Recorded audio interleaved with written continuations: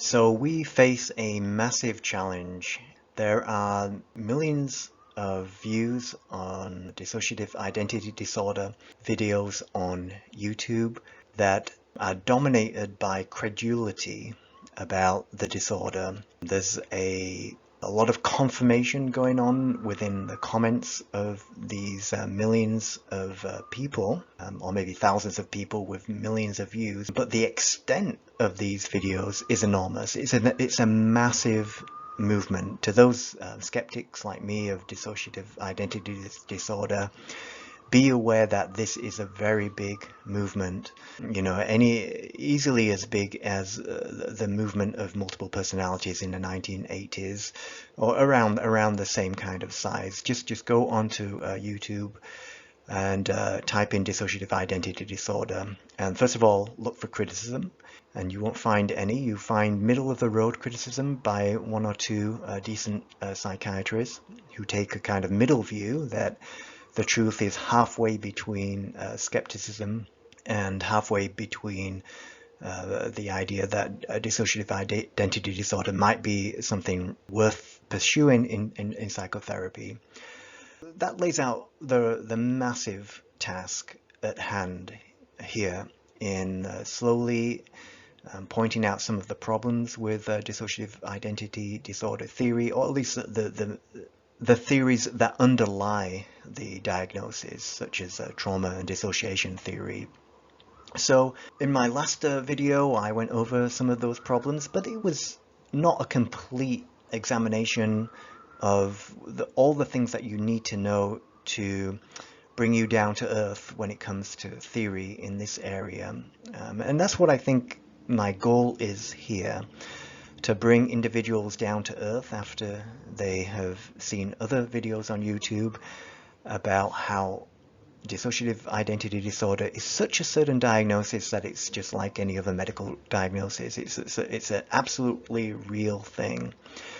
And it's a massive task to bring people down to earth, and I just have to take it step by step. I think my first video was useful, but it's almost invisible on YouTube to people searching about dissociative identity disorder. So there's nothing really, in my opinion, visible that is a good argument against dissociative identity disorder. I think part of the reticence that people have in questioning the validity, and there is a lot of psychologists who question the validity. I've never met one university professor who subscribes to the idea of dissociative identity disorder, for example. I've never met one. I've seen some good commentators talk about it in the middle of a roadway, where they kind of think that the truth must be halfway between two extremes. But it's not always true that the truth is an average between one extreme, which they might consider to be the false memory theory, and the other extreme, which is full-blown dissociative identity disorder theory, or trauma, dissociation, and multiple personality theory. So let's take it step by step. In this talk, we're just going to look at the basics. Let's look at the foundations of the theory that I talked a little bit about last time, but I'm going to talk about some of the things I missed last time as well. So we're going to actually look at data. What are the correlations between trauma and dissociation? Now, the foundational theory here, of course, you know this already, is that trauma causes dissociation.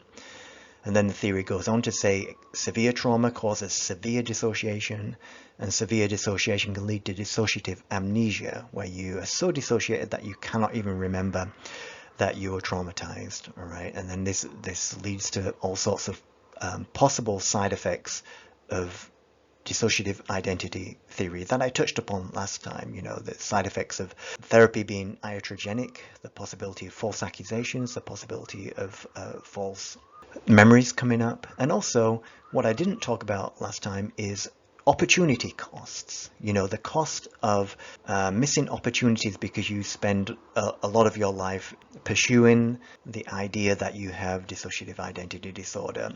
And sometimes dissociative identity disorder diagnoses in the past have led to hospitalizations, have led to a long time on pharmaceuticals, and they have led to patients suing their therapist once they realize that the therapy has been iatrogenic.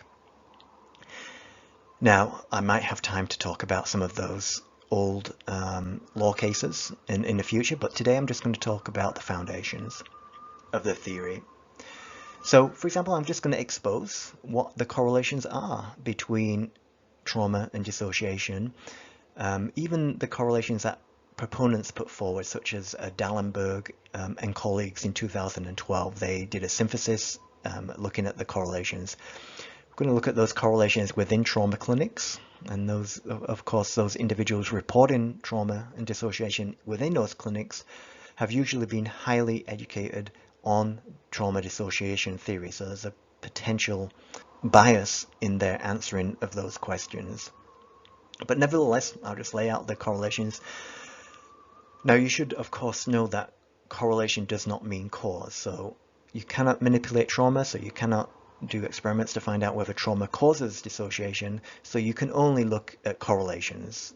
That's a way of simplifying it, and I'll show you, even within articles by proponents of trauma and dissociation, the correlations are not that high. It's not a one-to-one relationship. Even within trauma dissociation clinics, it's not a one-to-one relationship between being traumatized or reporting early trauma, and of course that reporting of early trauma can sometimes be biased if you have come to reappraise your childhood in psychotherapy, and the correlations are not high enough to say that if you've been traumatized, you'll have dissociation, and the opposite, which is if you have dissociative symptoms, you must be traumatized. The correlations are not high enough to do that, even though that's what some people come to believe from the theory, if they're not grounded in evidence. So after we've talked about the correlations in the Dalenberg paper, we'll then look at one of my papers that I did with Stephen Lynn, where we show when you break down the correlations, they can be quite low between certain types of abuse that you expect to correlate with dissociation, and then you find that it doesn't. And even the overall correlation between trauma and dissociation is low. And you have to ask the question, why is, when we ask individuals, quite a big sample of young adults who are not in trauma clinics, why is there very little correlation between trauma and dissociation within those samples, and why is there a higher correlation within those samples who are educated in the theory of trauma and dissociation? Anyway, I'll show you those results. Within those results, I'll also talk to you about items in the dissociative experiences scale, and how it may be the case that proponents of the idea that trauma causes dissociation have taken that pre-conclusion that one causes the other, and then looked for evidence to squeeze into that predetermined conclusion, which is not the way you should do science, right? So this is kind of unfalsifiable science. And the evidence that they have squeezed into a preconceived conclusion is the fact that subscales on the dissociative experiences scale do not correlate highly enough to merit being squashed together. I'm picking up on something that I talked about in my last video that was debunking dissociative identity disorder. And then I'll also pick out something that I think was a mistake for me to say in that paper with Patihis and Lynn in 2017 or 18, just to show how we can, as psychologists, we can all get sucked into a kind of conformity when we get into the speak and the terminology and the standards of clinical psychology journals. And I'll talk about that at the end. One of the regrets I have for one of the things I said in that paper. It's not the only thing I regret. I also regret something I wrote in an encyclopedia entry that I may talk about in another video. Okay. Now let's look at some of the correlations. Such evidence like this is so important in bringing people down to earth from their high horse of theory to actual numbers, right? So let's have a look here. Now this is written by Dalenberg and colleagues, most of which are proponents of the idea that trauma causes dissociation, some of them going as far as saying that severe trauma causes dissociative amnesia too. But even within a paper by individuals like this, you can see what the correlations are here. Down on the right-hand side here, you can see within clinical samples, so this is table 1 from their paper, and it's a section within clinical samples, which I chose because the correlations are higher in this part. So I just wanted to, show that even in the highest correlations, they're actually not that high. These highlights are my own highlights. But you can see that the range of correlation between trauma and dissociation measures, so sometimes the trauma is measured by something like the trauma experiences questionnaire, and dissociation is often measured here by the dissociative experiences scale, the DES. So this is not a causal relationship necessarily, it's just correlations. And you can see down here that the correlations range from a low of 0.14 to a high of 0.63, I think, here. So there's a range of correlations here.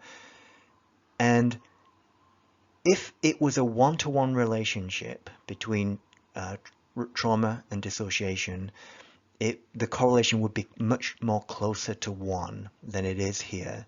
So even if we make the assumption that trauma is a cause of dissociation, given these numbers, it must not be the cause of dissociation. And I think theorists sometimes get into that trap of thinking that trauma is the cause of dissociation. So a clinician might see somebody with dissociative symptoms and then assume that because it's a one-to-one relationship, they must have been traumatized now, and then let's go dig in for that trauma. That's a disastrous way to think of things.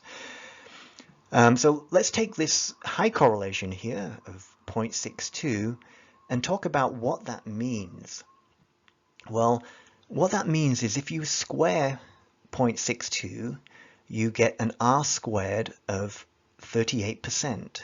So approximately, and the statistics, how you define statistics is going to be just in plain English here, but approximately that means that the measure of trauma captures approximately 38% of the explanatory power of dissociative symptoms, right? So trauma explains only 38% of the explanation needed to explain these dissociative symptoms. Now, this is me converting it into as plain English as I can, so it's not completely error-free what I'm saying. But that means that 62% of the variance in dissociation is not explained by trauma, all right? So even if this is just a spurious correlation, let's assume that it's not a spurious correlation and trauma is causing 38% of the variance in dissociation. That is that's not a one-to-one relationship. It is very possible that you could have dissociative symptoms and not be traumatized. This is what these kind of levels of correlations mean. And it also means that if you're dissociated, if you're scoring high on the dissociative experiences scale, you should not assume that you have been traumatized. Okay, let's move on. Now, on the previous slide, I noticed that some of the authors of those individual studies showing high correlations between trauma and dissociation were actually trauma and dissociation advocates or believers in the theory that trauma can lead to dissociation and severe trauma can lead to dissociative amnesia and dissociative identity disorder. So I wondered whether within the data gathering within their clinic, whether the patients reporting trauma on one scale and then dissociative symptoms on another scale had been pre-educated into understanding that trauma causes dissociation. So in this paper, instead of asking individuals who are within a trauma clinic, we measured trauma and dissociation within college students, a sample of 314 college students.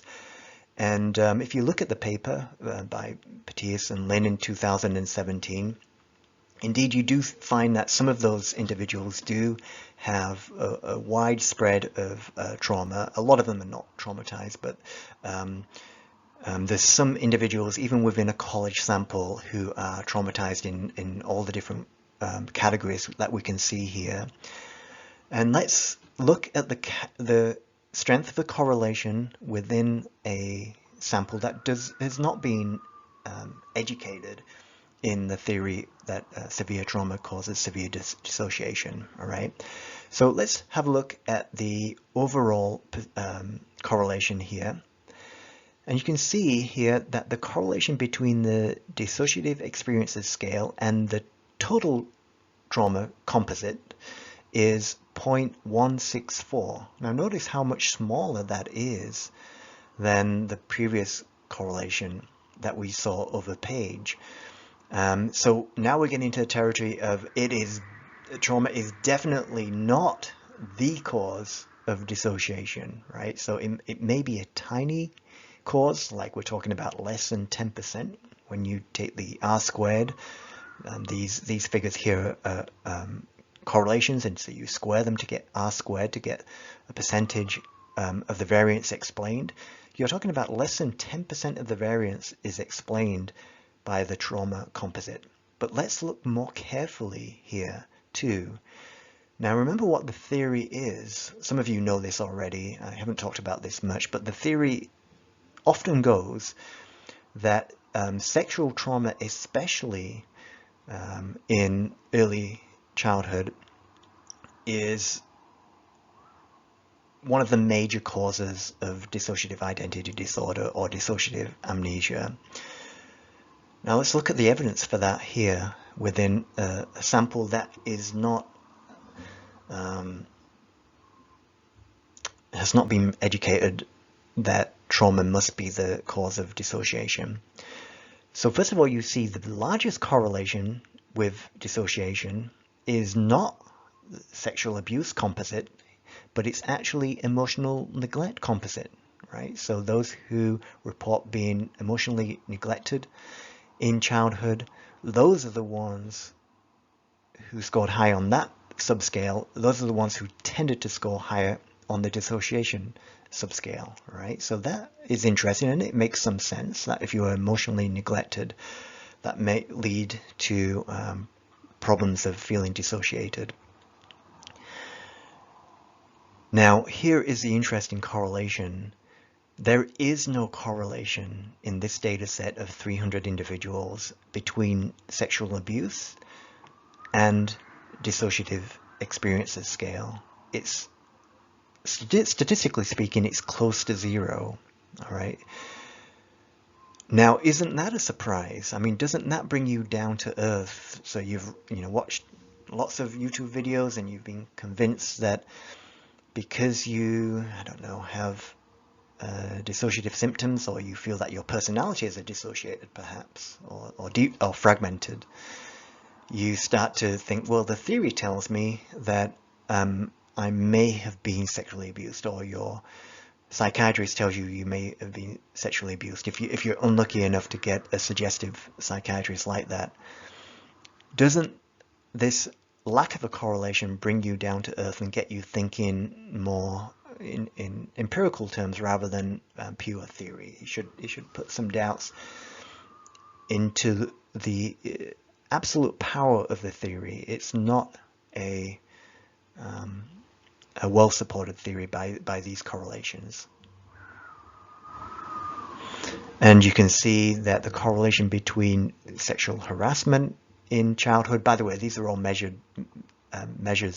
of self-reported instances of abuse in childhood. So this is from ages 0 to 18, and the individuals that we're asking are between ages of 18 and 30 for the most part, young adults.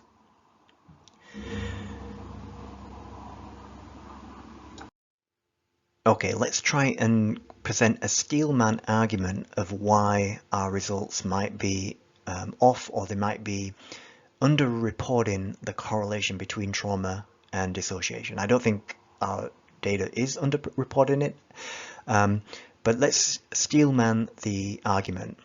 So one legitimate concern would be that in a sample of young adults from age 18 to however old they were, mostly between 18 and 22, but there were some outliers too, of those individuals at college, none of them would be traumatized, might be one concern. But actually, if you look at the scatter plot here, between trauma on the x-axis and dissociative experiences on the y-axis, you can see that quite a lot of students here reported high levels of trauma in their childhood, which can happen even in individuals who get to college.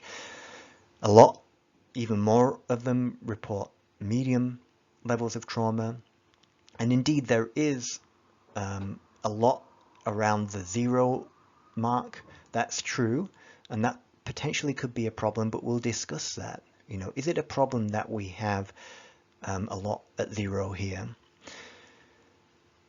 Now, before we talk about the plotted lines here, which are the linear correlation here, and then the lowest line, this curved line here is the locally weighted scatter plot smoothing line, which demonstrates something important about the data.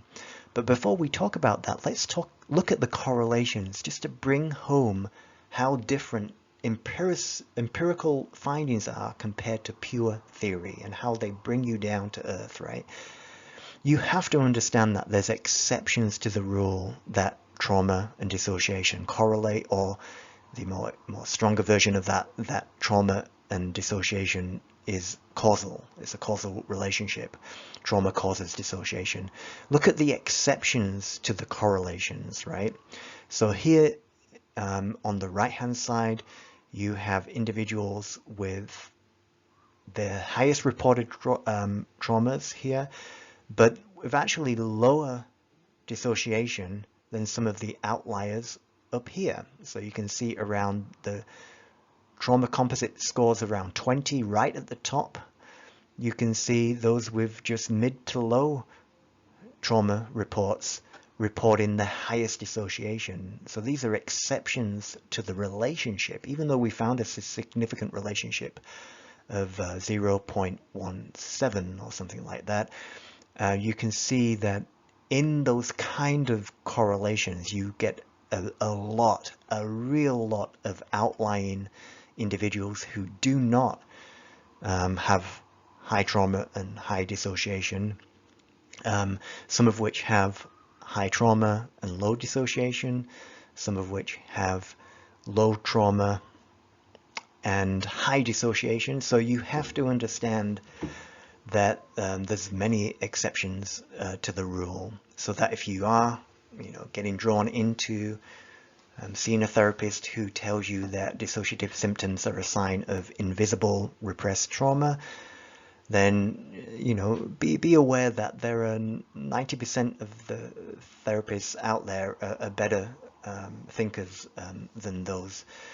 The small minority of individuals who focus on finding dissociative identity disorder in several of their patients, and that might be a red flag if you come across a psychotherapist who is continually diagnosing dissociative identity disorder, and the similarities between the repressed abuse that is recovered in cases. Okay, so we talked about what a scatter plot tells you about the relationship of a small correlation. Now let's have a look at another possible criticism of our student sample here, and that may be that we might have a stronger correlation within those who were traumatized or who were a little traumatized, and maybe it is our students with no trauma that are bringing down the size of the correlation. That is not true at all, because if you look here between the trauma composite scale of here of between 0 and 10, look at the relationship between trauma and dissociation here from 0 to 15. There is a moderate correlation here on the lowest line, right?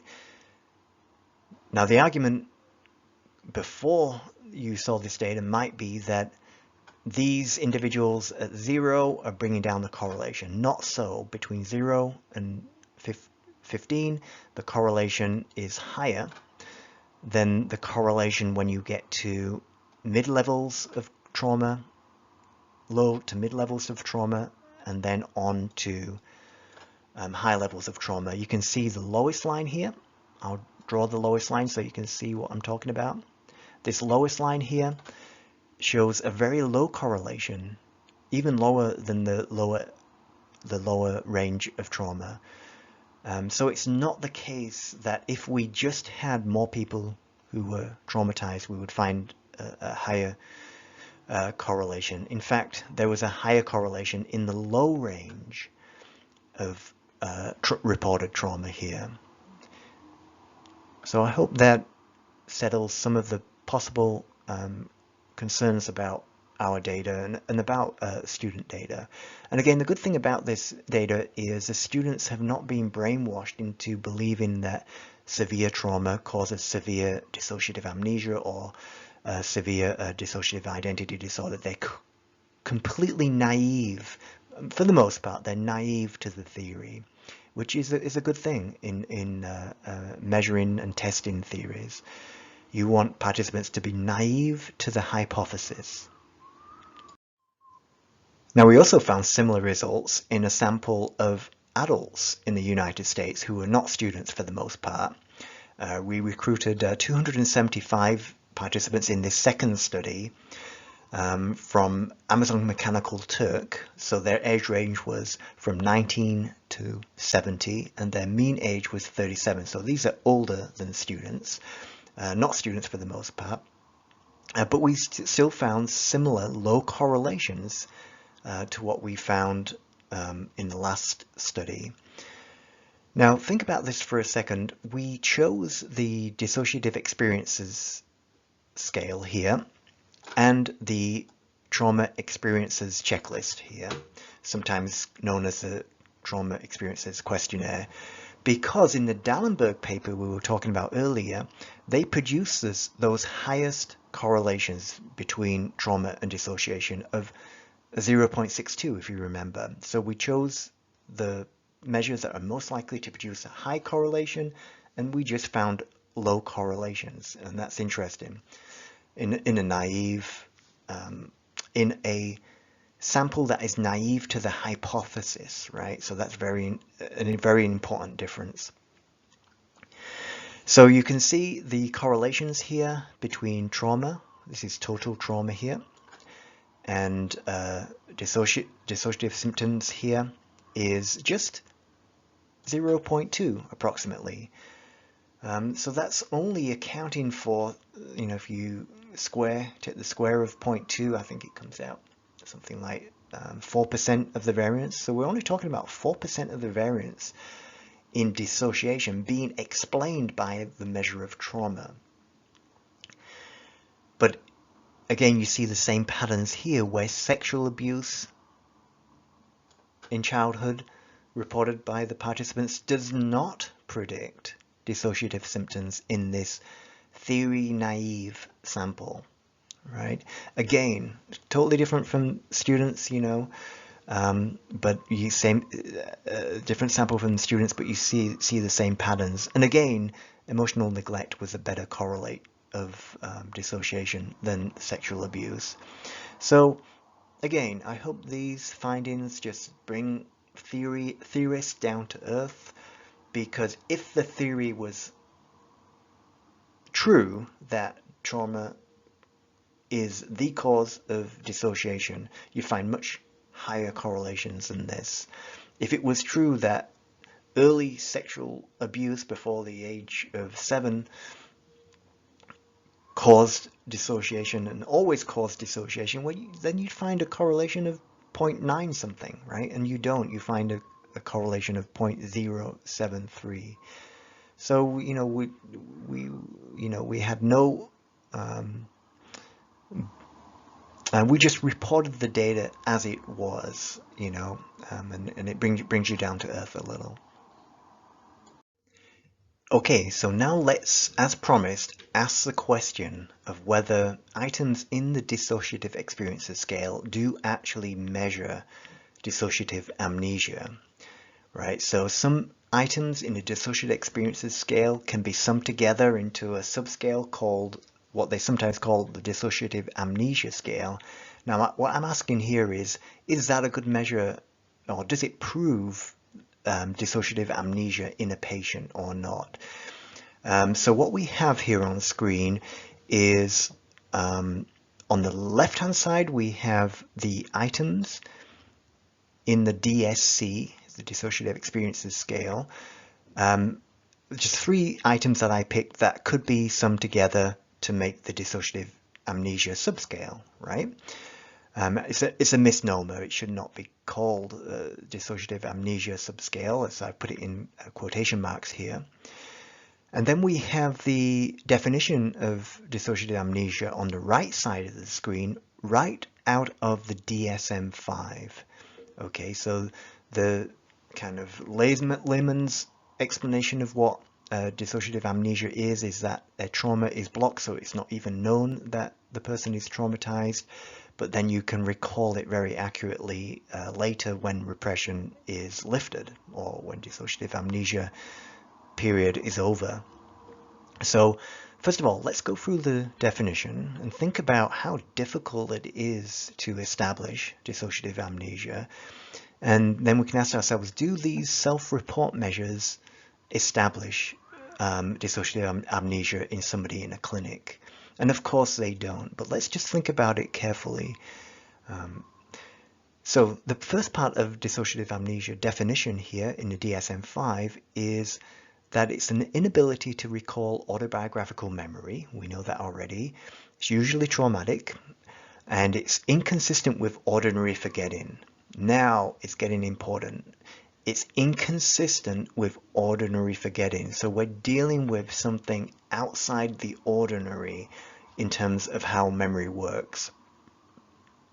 Now, here's the tricky part.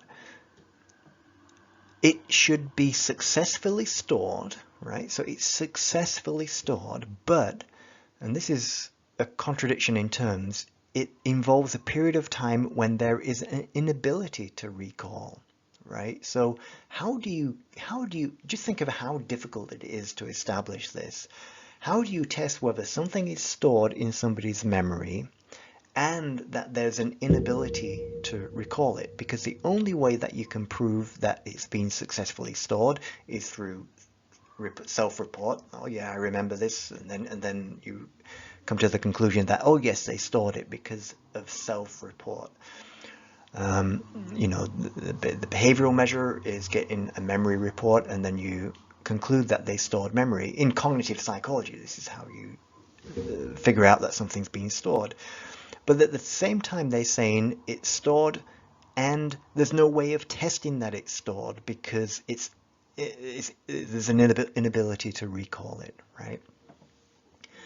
Now, I won't go into criticizing dissociative amnesia concept here or the definition too much, but I just want to establish how difficult it is to test and whether these self-report measures do test it. And I'll leave a deeper criticism of repressed memories and dissociative amnesia for another time. Now, here's another thing that is also difficult to test or to establish to make sure it's dissociative amnesia, and that is it's not caused by a substance or a neurological condition. So in other words, think about how hard it is to establish dissociative amnesia. You have to measure whether any alcohol has been taken, any substances has been taken as well, right? That is not usually done when you take measures in the DSC. There's nothing that measures this in the DSC, in the Dissociative Experiences Scale. And now here is also another part of the theory that clashes with some other parts of the definition. It's always potentially reversible because the memory has been successfully stored. So it is basically very similar to the definition of repressed memories. And in the article we did together with Henry Otgar in 2019 called The Return of the Repressed, we compare these definitions, repressed memories as compared to dissociative amnesia. And that's a paper I recommend. Now we've established approximately how difficult it is to establish dissociative amnesia, right? You have to take all of these into account. You have to prove that something was not available for a period of time and then it came back exactly right. That's very difficult. I don't think it has been established to the satisfaction of high levels of evidence. Even though it's very popular in society for people to believe in repressed memories and dissociative amnesia, I don't think it's ever been properly demonstrated, and that's a very controversial thing to say. A lot of cognitive psychologists feel the same way, but there's some trauma clinicians who would take offense to me saying that it hasn't been established. But anyway, let's now look at the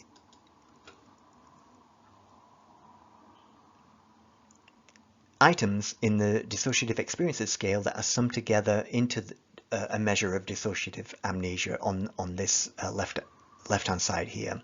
So this is one of the measures that they sum together to get their measure of dissociative amnesia. Some people have the experience of driving or riding in a car or bus or subway and suddenly realizing that they don't remember what has happened during all or part of the trip. Now notice how there's some suggestion at the beginning of each sentence that says that some people have the experience, suggesting that this is something that is possible. And then they follow up with the question of, how often does this happen to you? And then you answer from 0% to 100%, something like that, in one of the versions of the scale. Now, think about this for a second. It is a fairly vague question too, right? So you are traveling in a car and you don't remember part of the trip. Well, everybody doesn't remember part of the trip. We don't store everything as we go through our experience. Most information that comes into our brain system is not paid attention to, and then we lose it, right? So if we are thinking about something as we're driving, this is going to happen to everybody. And you can see how people who come to subscribe to a different theory that than the idea that it's very common that we should be able to record everything.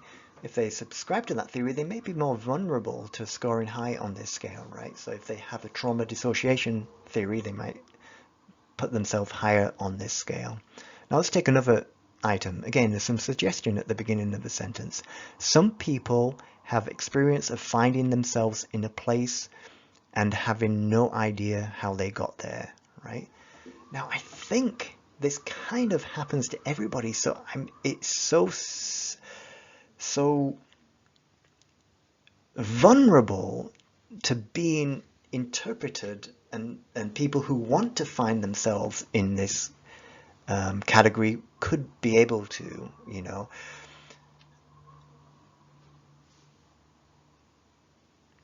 other words, they look back and try and remember how they got somewhere, but because they were thinking about something else at the time, they haven't stored the episodic memory of getting from A to B. I would go as far as to say that everybody experiences this if they want to look for it. If they want, to think about, can you remember this morning from 9 to 10 p.m. how you got from your apartment to the supermarket? Well, if I was not distracted, I probably would be able to remember it, if there was something interesting going on outside. But a lot of it will not be put into long-term memory, if there's no need for it to be put into long-term memory, or if you're thinking about something at the time. Okay. Now, another question here is, some people find that they have no memory for some important events in their lives, for example, a wedding or graduation. Now, I think that is something that we can all find ourselves in if we're motivated to find ourselves in that question. So if you don't remember much of events that are 20 years old, for example, it was very common not to remember things from that far away. Or if you don't, some participants might be vulnerable to finding themselves in this question if they don't remember, all of the wedding and all of the graduation. In other words, they're holding a theory that memory should be perfect, and it's not. Or they're holding a theory that memory should be recorded, and if it's not, then you're severely traumatized, and then that might be some motivation for them to score themselves highly on this scale. So you can see how education in the theory of trauma and dissociation may affect how people answer these questions. And then if you just imagine if you educate another bunch of people over a long period of time,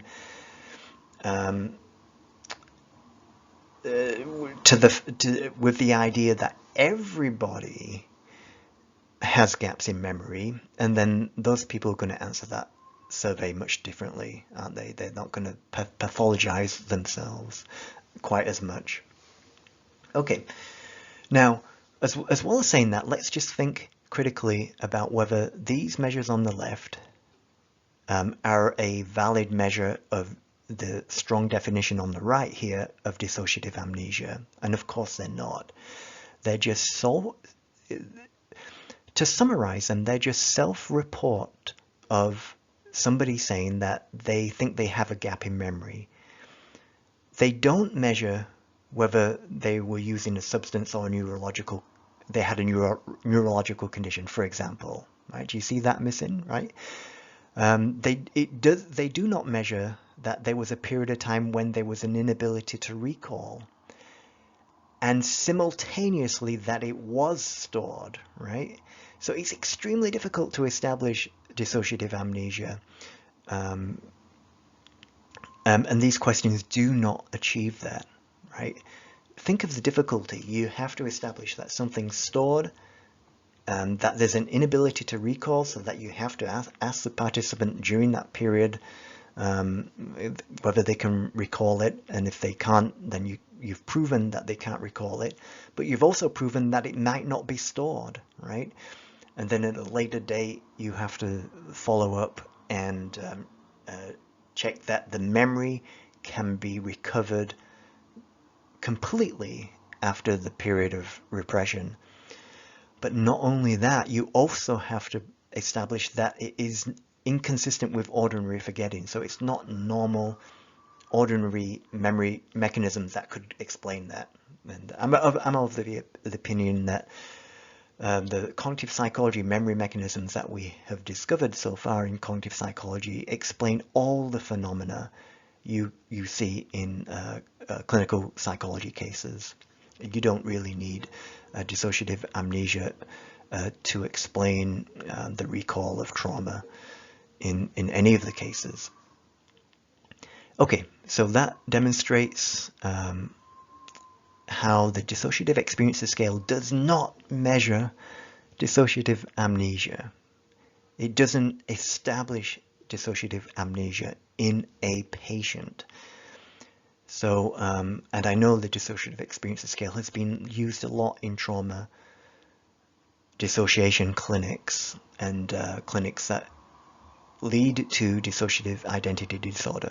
And I know that there's other dissociation scales that they use too now, and maybe and those scales will have similar criticisms of them than as the DSC, the DES has as well. Now let's just finish this slide with the question to you, and I want you to think about it yourself, especially those of you who are interested in dissociative identity disorder. Do these measures on the left, in this measure of dissociative amnesia, is there anything in them that measures whether you were traumatized from age 0 to 7 or before the age of 5, right? Does asking whether you have a gap in memory and you cannot remember part of a trip, is that anything like a valid measure of invisible repressed trauma before the age of 7? Of course, just on the face of it, the face validity is extremely poor, right? And this should be self-apparent to everybody here, you know, so it's not a measure of dissociative amnesia, and then it should not be taken as evidence that maybe you have repressed memory or you've dissociated away from trauma. Do you see the jump-in logic here? I was referring to this jump-in logic in my previous video. Now let's have a look at this one. Some people experience finding themselves in a place and having no idea how they got there. Again, in the context of that nobody records memories, and everything you do not pay attention to is lost. We know this from theories of cognitive psychology. The rhetorical question here is, does that establish that you have early trauma, that you have dissociative amnesia? And behind that dissociative amnesia is terrible ritualistic abuse. So this is part of the theory that you hear from those proponents of dissociative identity disorder online, and it's very popular on YouTube videos right now. But can you see the gap in logic here? Now let's talk about the hypothesis I was talking about earlier, that the idea of trauma and dissociation coming from Sigmund Freud and so on has created a pre-existing conclusion that people try and pack in evidence into, right? So these are the cross correlations of the subscales of the dissociative experiences scale. Now, if there was no theory if there was no conclusion to squash evidence into, then you would want a scale within itself to correlate highly, you know, something like 0.9 or more than 0.8 for items to have good internal reliability. But let me show you how the subscales of the DSC actually correlate, right? So most importantly, we have the amnesic experiences scale right here. So the dissociative amnesic experiences scale, right? So it sounds a lot like dissociative amnesia, and we won't get into that, but this is the memory aspects of the scale, right? Let's see how much it correlates with the other aspects of the dissociative experiences scale, such as depersonalization, right? It correlates with depersonalization only about 0.6.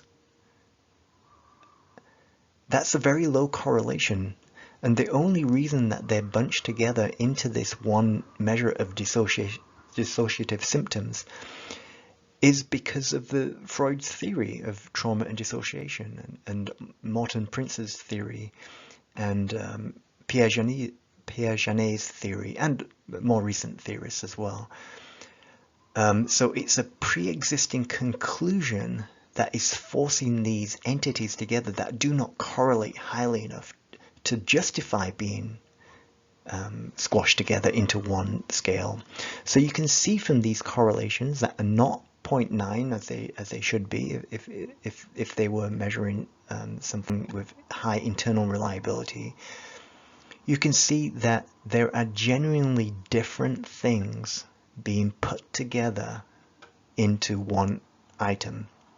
So you have one entity. So you have actually three what I would call measures or constructs or entities in the dissociative experiences scale, which is a problem, and they do not correlate highly enough, around 0.57. The amnesic experiences correlates only 0.57 with the other aspect of the dissociative experiences scale, which is absorption, right? The tendency for it to get really absorbed into things. So this is a problem. It's some evidence behind the hypothesis that individuals are taking the pre-existing theory that trauma causes dissociation and taking an unfalsifiable approach to finding evidence for that. So whatever the evidence is, of how these items correlate together or not, it almost doesn't matter what the evidence is. The theory that trauma causes dissociation and extreme trauma causes extreme dissociation and dissociative identity disorder is not going to be refuted by any evidence. I don't think I don't think this theory is going away, no matter how good our rebuttal or skepticism is of it, because of the underlying problem with a lack of testability. And finally, I wanted to reveal what I regret about this paper. On the last page of Patihis and Lynn 2017, we wrote that, in conclusion, we found considerable support for the validity of the DSC. Now, I want to be my own worst critic here and say that I don't agree with that anymore. And I know what I meant at the time, and I'm sympathetic to what I meant at the time. What we meant was, it's a valid measure of what it, on the face of it, asks in the questions, right? So in the sense, it's a valid measure of whether you have, if you self-report, not remembering, getting from place A to B, then it's a valid measure of that question on the face of that question. It's not good at measuring anything else apart from the what the questions are actually asking. And no, I've changed my mind about what I wrote there. It's not a valid measure for dissociative amnesia. It's not a valid measure for dissociative identity disorder or other dissociative disorders, because it, as in the last slide, it takes three different parts of the dissociation and which don't correlate highly enough together, and it squeezes them together to fit in with old theories from Pierre Janet and Sigmund Freud and Charcot and Morton Prince and people like that, and more recent theories as well. Theories that were never proved, they were hypothesized based on case studies. And secondly, the correlations are actually not that high, and this is a good example of even skeptics like me get pulled into the standards of validity that are part of psychiatry and clinical psychology, and I think they're great fields, but I think they're even greater if you don't forget how the measures are fuzzy, right? So for example, if we take here the correlation here of 0.4 with, it's a significant correlation with the state scale of dissociation, you could say that there's validity there, because it correlates with an existing measure of dissociation. But that is a very unimpressive correlation of 0.4. You know, you would want a much higher correlation to say it's really valid. And of course, there may be faults in the existing measures of dissociation that you're just replicating with new scales. So it is very, very difficult to establish a validity, and you have to have your wits about you before you get dragged into saying something as silly as what I wrote here about it being a valid measure.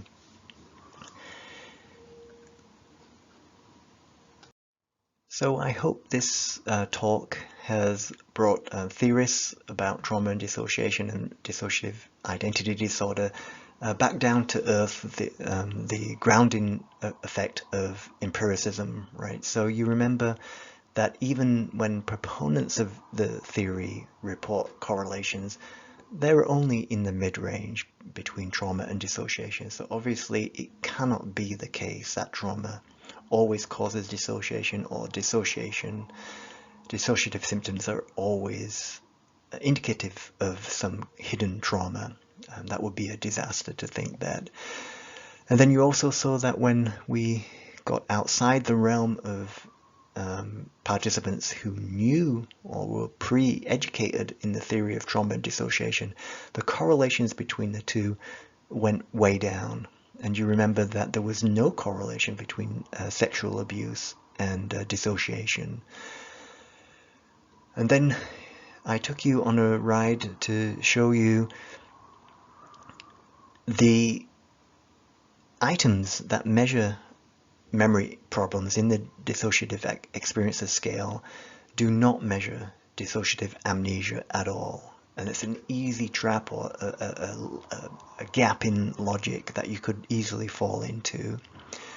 I've also showed you that, you know, as I was saying in the last talk on YouTube, that these three parts of dissociative experiences scale don't really fit together really well. They're just being squashed together in order to fit into a badly designed, badly shaped, pre-existing theory of trauma and dissociation. And then I also showed you that how psychologists can get sucked into accepting fairly low correlations between variables as evidence of validity, and that our measures in psychology in this level of psychology, or, you know, clinical psychology, social psychology, psychiatry, our measures are not as exact as more basic sciences. And that's not a fault of the scientists. It's such a complex system, the human brain, that you are going to find multi-causal systems with very chaotic and messy results. But what I'm trying to illustrate here is that clinical psychologists and psychiatrists can forget how fuzzy our measurements are.